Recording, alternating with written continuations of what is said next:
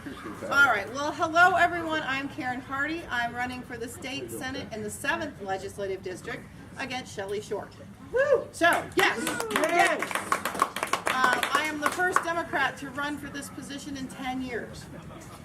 So the fact that you will have a choice on your ballot this year, you can thank the Washington State Democrats, the Stevens County Democrats, and a lot of support from a lot of people that we are actually going to have a choice on our ballot. And I want to thank everyone here for helping make that happen, because that's a huge step in the right direction. I learned about civics in Mrs. Matoni's AP Civics class in Puyallup, Washington. And I got to go down to Olympia and listen to them discuss funding of education when I was a senior in high school. I know I'm young, but it's been a day or two since I was a senior in high school, and we still haven't fully funded education. So these are issues that have been going on for a long time, and issues that I want to talk about, and I want to, sorry, they got a bug, campaign on. Totally lost my train of thought with the bug, sorry. So what I've been doing the last week is going over to Okanagan County and starting my campaign, and I've been asking 3 questions of everyone. What are we doing right? What do we need to do better? And what do I need to know? I want to be your state senator. I want to be your representative, but I can't be your voice if I don't know what it is you want done. We haven't had anyone other than a Republican in office for 25 years. People haven't had a choice, so the only government we've seen has been skewed in one direction. So first off, before I make a lot of campaign promises, I want to know what's important to you, and I want to hear what you need me to tell. So we'll ask about this in just a few minutes, and I wanted to continue talking about why I'm doing this. There's 4 things that I think are key in the 7th legislative district. Healthcare. 30% of our economy is based either someone getting healthcare or someone giving healthcare. Stabilizing our healthcare market is incredibly important, and like Ben said, it affects everyone. This is something that we can all find common ground in. This is something we can all talk about. And the Medicare or Medicaid for All system that's currently being kicked around the state legislature would allow Washington State to lead the way. We wouldn't have to wait for Ben to go to office, yay Ben, and do this nationally. We can do it right here in our state. We can lead the way, and we can show that it's fiscally responsible, it takes care of our citizens, and it stabilizes and provides that security for all of our economies. The next thing is our environment. We happen to live in one of the most beautiful, amazing places in the country, not only the state. We have 1 million+ acres of forest land in our district. Not just the state, just in our district.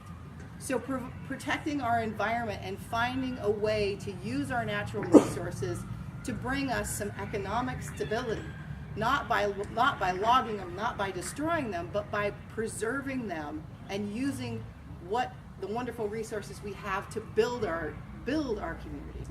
The next thing is rights.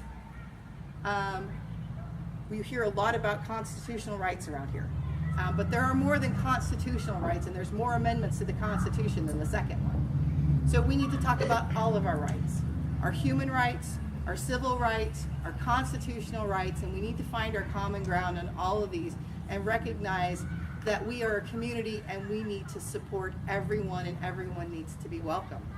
And then we have education. Again, where we started in Mrs. Matoni's class, that 30 years ago, we hadn't fully funded education, and today we haven't fully funded education. So until we make a commitment to our children and to our future, it's tough to think that we're going to get anywhere forward. So fully funding education has to be a priority, and cutting another program to fully fund education is not fully funding education. We need to make it a priority. We need to find the money for it. It has to be a sustainable source, and we have to let everyone know that in Washington State, whether you live in Curlew, or you live in Seattle, or you live in Woodland, or you live in Spokane, you get the same education and you have the same opportunities. Because what I found out by asking those 3 questions we talked about is what most people are looking for are security. It's that sense of security. The Trump voters around here voted for security and they voted for change. They're afraid. And so the wall sounded like a great idea, but it's not really a wall that they want. They want to know that there's an opportunity for their kids and that they feel like somebody's going to take something, so they have to pull in.